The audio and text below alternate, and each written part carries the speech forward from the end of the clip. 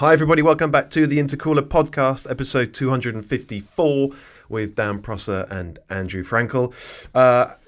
Andrew, you're very, very much in the dark this episode because I've been trawling. I can't believe I agreed to this. I've been trawling the classifieds again. Yes. And I've found 10 used cars that I'm going to show you in turn, and we're going to talk about them.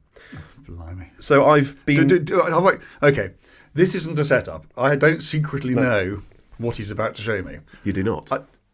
Is there any steer you can give me? Are they all sports cars or are they all... I can tell you a lot. So they are all 1980s cars. Okay, is this a good time to point out I didn't become a motoring journalist until 1988? No. Okay. It's a bad time to point that out. It's a bad time to point that out. They are all... I would call them enthusiast cars, particularly now. Okay. You would have to be a real enthusiast to be buying and running any of these cars. A real enthusiast spelt lunatic. Yeah, they're not performance cars necessarily. Some of them are, not all of them. Okay. They're enthusiast cars. They're all affordable, by which I mean none cost more than £25,000. Today? Today, okay. Yeah.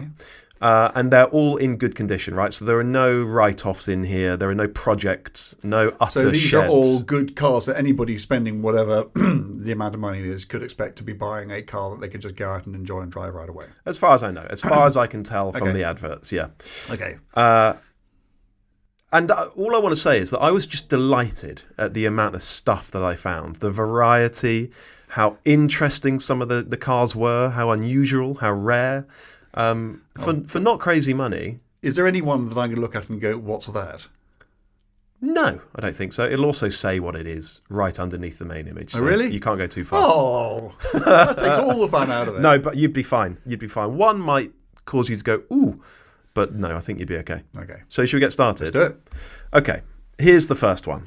This is a white Mercedes-Benz 190E. Is that a W124? No, it's not W124. W124 is an E-Class. Okay, so what is the W1? Oh, I don't know. I can't remember. It's got a W before it. Yes. Okay. This is one of those. But so Helen Wakely, who does our social media for her, who is a Mercedes-Benz obsessive, will be screaming at her. Oh, she will. Yeah. And this is a flat white car. It's got black bumpers. Looks like wheel trims. So perhaps not a very high specification. Poverty spec special. Yeah. So on that, the radio would have been very definitely an option. Oh, really? Absolutely. On a lovely Mercedes. Yeah, Mercedes would say that would give you the choice of being able to choose which sound system you listen to, rather than us having to. Okay, of course, yeah. That was the gambit. Yeah. It would have had almost certainly wind-up front windows. Wow. Probably no central locking. Yeah. I mean, this is from before my time. So the only 190 that I ever tested in period was the last of the Cosworth 2.516. Okay, that doesn't count. Whatever, which doesn't really. That's not one of these. That's kind of like the opposite of this. Yeah. The only one I knew is my mate David, my oldest best mate, who's been living in Australia for the last 30 years.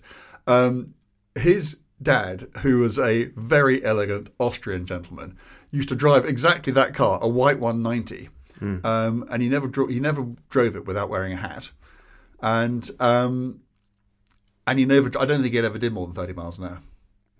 But even so, if somebody offered me a driving one, I'd really like the idea of it. Yeah. So this is a 141,000 mile car. It's a 1987 manual, and it's up for £4,000.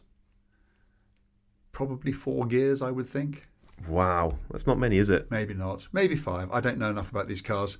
But to 147,000 miles, so I think in terms of 190 terms, that's sort of like barely run in.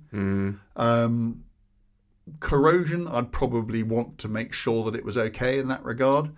I imagine that bits are probably still quite plentiful for it, and it would just be a lovely thing to knock about the place in. I think it really would. Yeah. $4,000. I would be proud to have one of those in my shed. I'd be amused to have it in my shed. Yeah. And I would I'd never want to drive it, to Scotland and back or anything like that, but I would love to just knock about in it. And actually, if my children were young and I was just looking for something, probably quite safe and reliable, which was a bit different to go and do the school run in. I mean, just lovely. Better than some terrible 15-year-old hatchback that you might get for $4,000. Oh, goodness me, yes. Yeah. Yes, better, more characterful, more fun. It would ride beautifully. And there would just be this all-pervasive sense of quality about the thing. Yeah. It would just reek of the kind of engineering where the engineering team would have been set a certain standard to get to, and they got to that standard and just thought, wow, we'll just keep going. Got a bit more money, a bit more time, a bit more budget, we'll just do it. This was before Mercedes-Benz's sort of nosedived in quality. Which was in the mid-90s, absolutely. Yeah. These are the sorts of cars upon which the Mercedes-Benz reputation was built, and which then got, 30 years ago now, but even so, largely trashed when they tried to take money out of the cars. This is a Mercedes-Benz from the good old days. Okay, that's the Mercedes-Benz. Now, I can't remember what order I've got these in. Okay. I know there are 10. Okay. So we need to crack through them, don't we? We do. We can do sort of 4 minutes on each one. Okay. So there we go. There's number 2. Oh, dear. That's quite a striking looking car, isn't it? It's a Gen 2 Scirocco. Yeah, so it's a Volkswagen Scirocco. Yes. They ruined it. The ad, it looks a little bit... the original Scirocco was such a pretty car. Yeah. With the 4 little round headlights and yeah. What did they think they were doing with that? So this one is, again, 141,000 miles. Not all of them, I swear, have 141,000 miles. It's a 1986, a manual. Now this says 1.6 GTI. Is that right? There was no Scirocco badge GTI, was there? I think it was a GLI. Yeah, okay. But it wasn't. Nevertheless, it was the Golf GTI engine. So that's probably what they're saying. So it was an injected 1.6, 110 horsepower. It's exactly the same engine they used. But I'm pretty sure, certainly in this country, because there was a GT, which I think had like sort of 84 horsepower. Couldn't get out of its own way. And then there was the GLI. So there was definitely a Scirocco. I don't know enough about these. The Sciroccos that I used to love were the originals, the Mark 1s, which are so much prettier than that. And I guess you'd pay more money for those. But yes, certainly Golf GTI running gear. So it would have gone quite well. It'd be quite light. But if I owned that car, I'm afraid I would just spend my entire time wishing that I'd owned an original. So this was up for £5,000, 110 brake horsepower. It's got BBS wheels. It's a grey car with black plastic trim. I think someone's probably put that on, haven't they? But what do you remember much of those Sciroccos? Have you driven one even? I've driven one. Yeah, which was a Storm. Ooh, a Scirocco Storm. Which was basically, it was a GLI or whatever had the GTI running gear in it with leather seats. Okay, and maybe 1 or 2 other trim bits, but it wasn't any faster.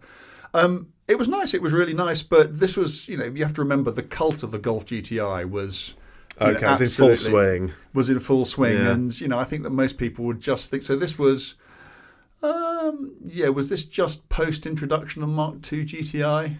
Probably was. This is 86. Yeah, so it was. So, I think most people just thought, if you're going to have a small, fast Volkswagen, you get a Golf because it's certainly prettier than that. Certainly more practical. But yeah, I do quite hanker after an original Scirocco, but I think even then, I'd just get a Golf. Yeah. Okay. Right. Number 3 then. Maybe this is a bit more of you. Yeah. Another white car. Yes. This is a Porsche 944. Yes. It's a 1988 car, a manual, 128,000 miles. It's up for $6,990. I mean, in those pictures, it looks pretty good, doesn't it? How many miles? 128,000. Yeah.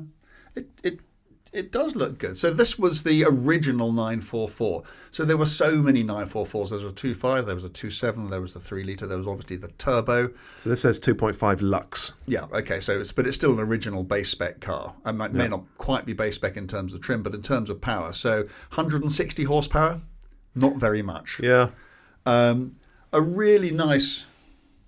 Just trying to think, work out whether those wheels are original to the car. They may or they may not be. And actually, I think is that a very late one, because I think the 2.7s couldn't have been far away then. Probably the least desirable 944, but that doesn't make it an undesirable car. They were just lovely. They were lovely things to drive. Beautiful, smooth, counterbalanced 4-cylinder engine, transaxle chassis, so beautiful handling balance. I mean, I really love these cars. and still do. I mean, I had a 968, which is basically a facelifted one of these, for many years, and enjoyed it very much. I think if you drove this now, you'd think it was pretty slow, and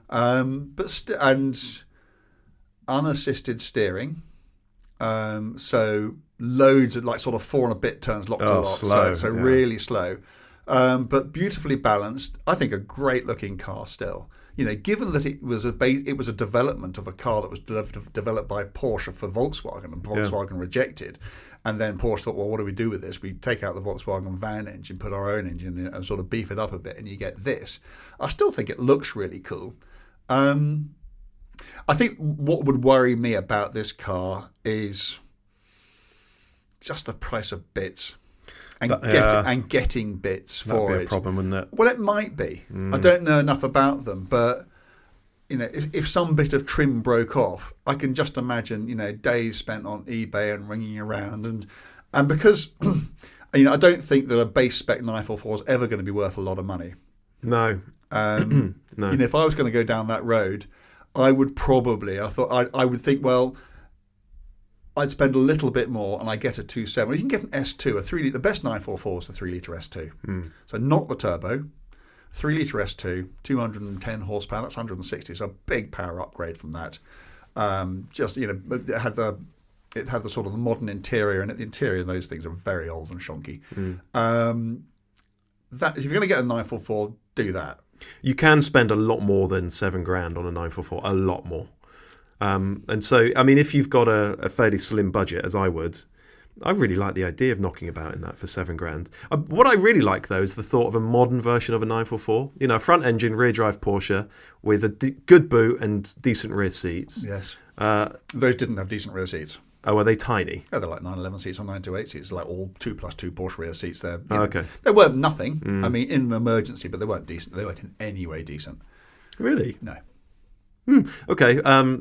Nevertheless, it would be great if there was a car like that on sale today, but perhaps they just wouldn't sell. I suppose actually it's a GR86, isn't it, Toyota? That's a fairly close comparison. Yeah, but a GR86 is a lot more sporting than this. Oh, are these quite sort of... They are nice, long-legged, quite long-legged. Are they? They're a bit GT more Grand cars. Tourer. Yeah, I mean, they are nicely balanced. They do handle really well, but they just haven't got the get up and go to really sort of get your attention. Okay, let's move it on from the 944. Oh, there we go. I've skipped past it. I knew there'd be one of these in there. Well, there had to be, didn't there? I almost asked you before you started showing me cars, is there going to be a Turbo R in there? £7,000. So this is How brave are you feeling? A Bentley Turbo R, 1986, on a D plate, 120,000 miles. I mean, that is a proper land yacht, isn't it? Bentley Turbo R, $7,000. How much of a headache is that going to be? I think it's so much I think it will be a headache. I think it would be naive to think you could spend £7,000 on one of those and it not be, frankly, a year-long migraine. Yeah. What would you do with it, though? I think it's almost one of those cars that you just enjoy while it lasts, and you hope that it lasts a long time. Yeah. And then when it doesn't, you just get rid of it for whatever you can get rid of it for. And, compared to, even if you'd completely lost your shirt on it, compared to the depreciation on a modern car, it's nothing. Whether you could afford to put the fuel in the thing or not is another matter. But I think at that level, I don't think there's any point spending money on that car. I mean, that must be just about the cheap. Was that the cheapest Turbo R you could find? I think it was, yeah. Well, I think it probably was. Yeah, so it'll probably already have all sorts of issues, which you will probably have to put up with. I would take that car and I'd look after it. But I would drive it until it failed properly, and then I would just knock it out. So this is an enormous saloon car. It's dark blue, this one. It's got that big radiator grille. It's got presence, and it's got quite little-looking wheels, but massive balloony tyres. They were great. I mean, I came in at the time that these cars were going out. So I did drive a couple of them, and they did a long wheelbase one, I think called a Turbo RT and that sort of thing. They were just torque machines. Properly comfy? Properly comfortable. I mean, not exactly structurally that rigid, so it sort of, bit rattly. It would rattle a bit, but, just a lovely place. I mean, what nicer way just to sort of knock about, and, load up with a few mates. Yeah. And go off on some stupid adventure in. And You'd have a great time with three mates in there. Yeah, and there can't be many cars that you could turn up outside the Hotel de Paris in Casino Square in Monte Carlo in, costing $7,000, which would get you a space outside. But that would. Yeah. As long as there weren't bits hanging off it, you could just turn up and they'd be delighted, I'm sure. Oh, cool thing. Yeah. Okay. I'm enjoying this. What number are we on? I think, is this number 4 or 5? Oh, my goodness. So there we go. That is quite left field. This is a Maserati Biturbo. They wouldn't say Biturbo, would they? Biturbo. 39,000 miles. This is a 1989 F-Reg manual, a red car with a lot of black bodywork, and down the flanks, the lower parts of the doors and the wings are black as well, on smoky grey wheels. I think that's a cool looking thing.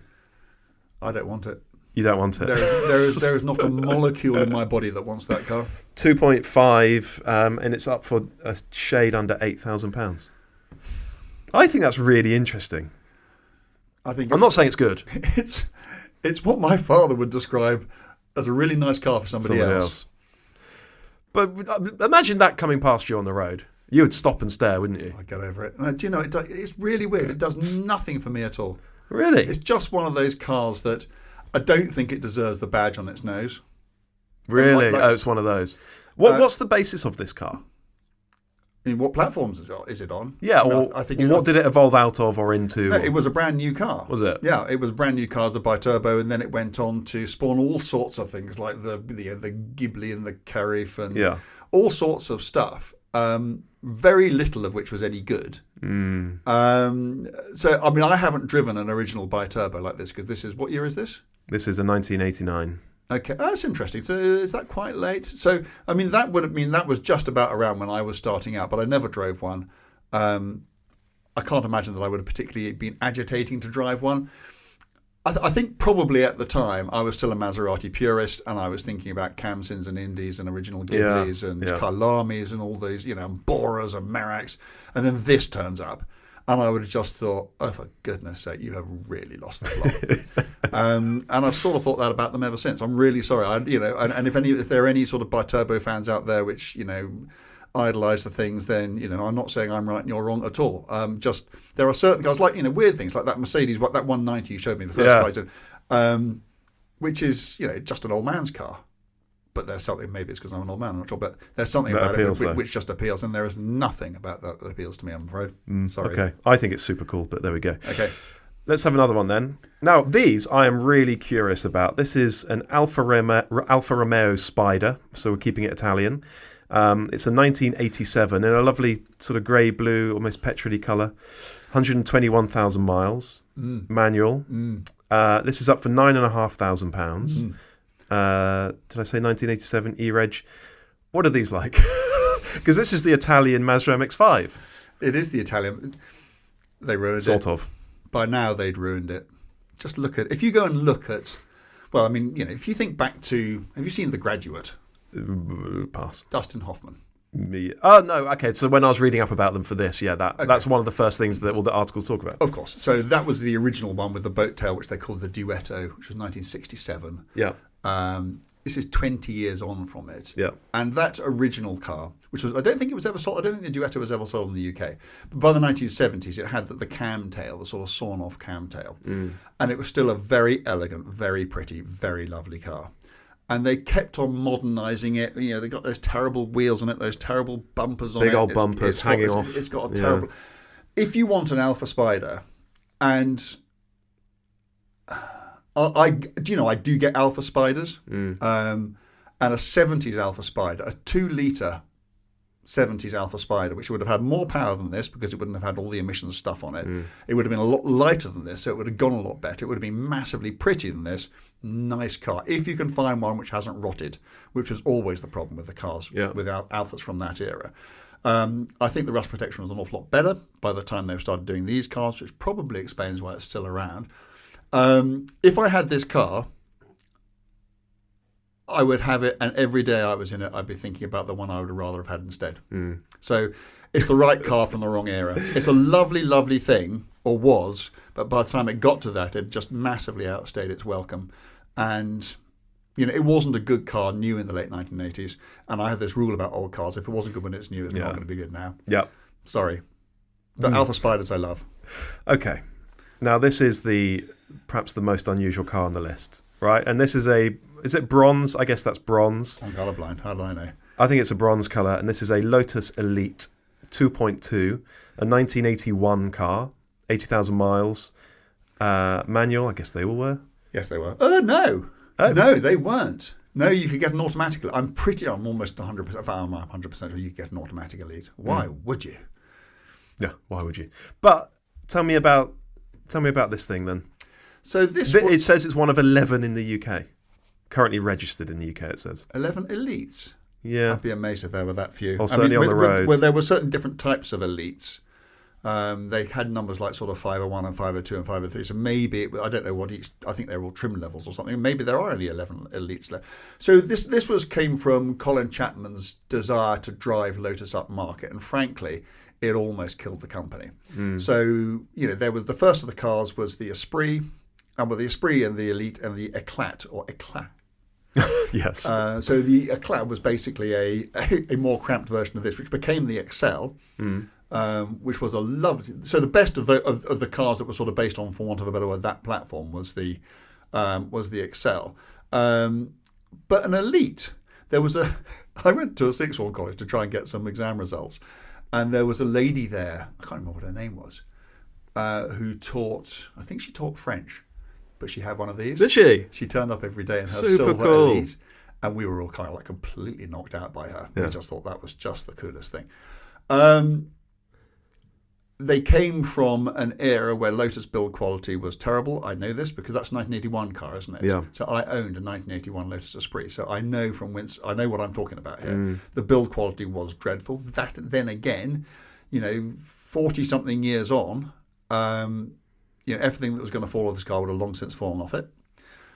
So if it's a nice car, and with these things, just check the history, just check the maintenance. It doesn't really matter how many people have owned it or how many miles it's done. Just see how well it's been maintained. And if it has been really well maintained, I think that's actually, I don't think it'll ever be a classic, because when people look at that car, that kind of car, an Eclat will always be worth more, an XL will always be worth more. But these are a lot more practical. They did have 4 proper seats. Yeah. So you could stick your family in it, which you certainly couldn't do in an Eclat. And this is a type of car that we just don't get these days. So it's a front engine, rear drive. It's a shooting brake, really, isn't it? It's got a long roof. Yes. It's like a Lancia Beta HPE. That's probably more obscure. This one's up for high performance estate is what it's okay, fine. But it's a 2-door, and it's a cool looking car. Yes. This one's up for 17,995. I really like the look of that thing, but it's probably going to give you some issues, isn't it? Well, it probably will, but depending on how much money is being spent on it, it might not. But yeah, it probably will. Let's have the next one then. And this one is maybe the most rogue on my list. Is this the one that you thought I might go ooh at?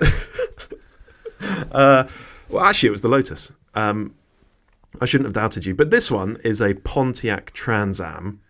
It's a 1980 car, manual, 4.9 litre, 32,000 miles. And it's got that obligatory airbrushed, whatever it is, wing thing on the bonnet. Yes. That is a dreadful looking car. Does it say how much power it has? You fill for a moment. No, it doesn't, sadly. Okay. Not a great deal. I think that's the thing. So Pontiac TransAm, I know so little about these cars. Yeah. My knowledge of American muscle cars basically stops in 1970 when they started putting emissions equipment on them, and I just kind of lost interest. I think by 1980, 81, when this thing came out, it might have a 4.9 litre V8 in it, but it probably had 7 horsepower. Now, maybe it's had a lot of the stuff taken off. Maybe it had more power than it used to. But again, it's just one of those cars that has outstayed its welcome. Like the Alfa Spider, it's just not the car it would have been once. Yeah. I haven't driven one, so I can't say, oh, it's like this or like that to drive. But I mean, I can kind of imagine a bit. And it would probably make some nice woofly noises. And it'd be quite a good thing to sort of turn up to Chelsea Cruises in and that sort of thing. But it doesn't do anything for me. Is it manual? It is manual. It is manual. Okay, so that probably makes it quite rare. I'm just trying to understand why somebody wants £20,000 for it. That strikes me as a lot. Does it? Yeah. So this is a dark blue car with gold wheels. and it's got that in a paler blue. It's got this wing motif airbrushed into the bonnet. It's not a handsome car. It's got those 4 square headlights that do not look very good. Sorry, if you're listening to this doesn't help, but there is a picture which we're showing on our screen, which you can see if you're watching this on YouTube of it. Dead front, and it looks terrible. I think the front 3 quarters, I actually think it looks, I wouldn't say it looks quite cool, but I think it looks interesting and individual and different. Yeah. But that's stupid. I was about to ask you if that was the thing that Jim Rockford used to drive in the Rockford Files. Pass. Have you ever heard of the Rockford Files? Yeah, I don't know what it is. Jim Rockford was played by James Garner, who's a private detective, and he used to drive a Firebird Trans-Am, but this was like early 70s, and that was a cool car. How's that different to a Pontiac Trans-Am? No, they're both Pontiacs, but one was a Firebird, and I don't know whether this is a Firebird. I see, right. And they just left out the word Firebird. And whether that is probably the successor to that car, I don't know. I can show my ignorance here. I just don't know enough about American cars from the 1970s because I've never been that interested in them. That is quite obscure, isn't it, to a UK audience? Yes. Okay, let's have another one then. BMW 635 CSI. Ooh. It's done 100,000 miles. It's a 1982 on a Y-Reg automatic. This one's up for 22,995. A silver car. It's got those lovely little BBS wheels. Very pretty thing. What do you reckon? One word kills it. Automatic. Yeah. Kills it for me. Absolutely kills it stone dead. For me it does, yes. I mean, it would be worth, I imagine, a lot more money with a manual gearbox. If I drove that car, again, it was like I've said about something, it was like that Scirocco. You know, if I was in that Scirocco, I'd just think of the Mark 1 Scirocco that I'd be rather driving instead. If I was driving this car, all I would ever think, every time I didn't change gear, I'd be thinking, I'd love to have changed gear now. And that sort of slushy, sluggish pickup. Yeah. If that was manual, actually, I think a 635, because people think about those sorts of cars and the icon that is people call it the M6, but it's the M635 CSI with that lovely motorsport, 286 horsepower, 3.5 litre straight six.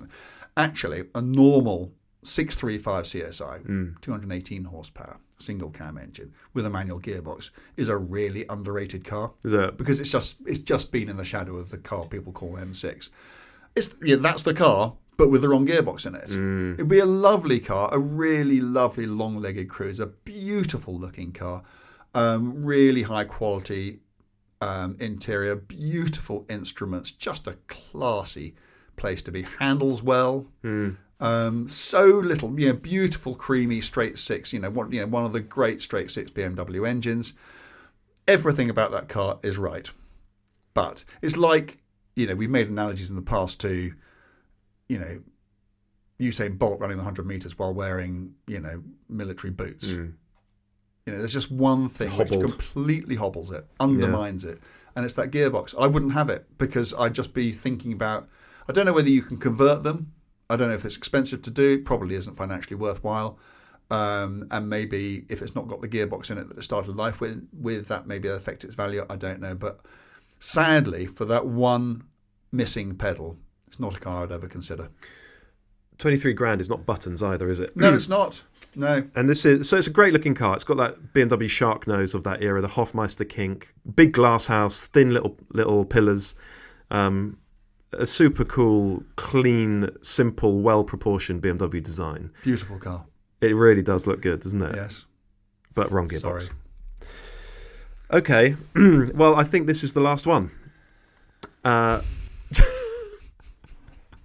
Jaguar XJ40. Is it an XJ40 or an XJ6? That's a 40, isn't it? With those headlights. The code name was XJ40. But it would have been called an XJ6. Okay, fine. So that's like calling an E34 or 5 Series. Yeah. Oh, fine. Okay. Yeah. So this is a 2.9 litre car. So that's a straight six, isn't it? Yes. All the money. 25 grand. A fiver under 25 grand. Goodness, that's a lot of money. 54,000 miles. A 1988 car. That colour is, I guess, a sort of champagne goldy colour with a quite similar interior. It's got those almost monoblock wheels. Does it look good? I don't think it does really. Is this another one of those cars that sort of outstayed its welcome? It's difficult with this car.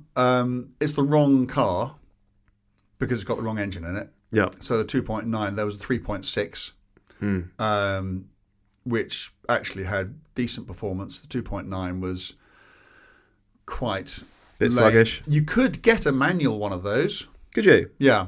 I mean, it's less important than something like that BMW because that's a sporting car. This emphatically is not a sporting car. So you would miss a manual a lot less. When I think of XJs, so the XJ40, which this is, the XJ6 version of the XJ40. Is it? So this is a very late version of one of those, is it? No, it's quite early. Of the XJ of that era. Was a 40 quite a late model? So the original XJ6 came out in 1968. Yeah. And then it continued in production right the way through the 1980s. What year is this? 88. 88. So that original series was replaced by an all-new car in 88, I think, which was the XJ40. Yeah. They still called it XJ. So the model number was still XJ6, but the code name was XJ40. Fine. And it had nothing whatever to do. It's like a 991 to a 997. Okay. It's a completely new car, still called 911. This was still called XJ6, but the XJ40 was an all-new car. Was it an all-new car? It was an entirely new car. And when it came out, it had, I can remember on Autocar, we had an XJ40 and XJ6, a 3.6, but basically this car, I think the 3.6s had single headlights, and it was unbelievably comfortable. Very quiet. And unbelievably unreliable. I can remember that the editor who ran this car as a long-termer for a year, his final long-term report was an open letter to the head of Jaguar. Came in the form and it started, "Dear Fred." And then the entire thing was why it just wasn't good enough. Wow. Which was, for a magazine like Autocar to be so trenchant in its criticism of a car like that. Because it was just so symptomatic of all that had gone wrong with so many components of the British car industry around that time. It was in terms on paper, it was such a great car. There were so many fantastic elements to it. It was a proper Jaguar, what probably the finest riding car in the world at the time. Certainly better riding car than a Rolls-Royce Silver Spirit or anything like that.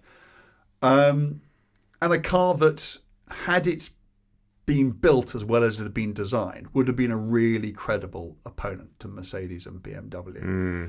But just wasn't, because things kept on going. There was just stuff about the cars which didn't work and didn't work well enough or for long enough for it to mount that kind of credible. And it was just such a shame, because the XJ6, when it came out in 1967 or 68, was such a groundbreaking car. Yeah.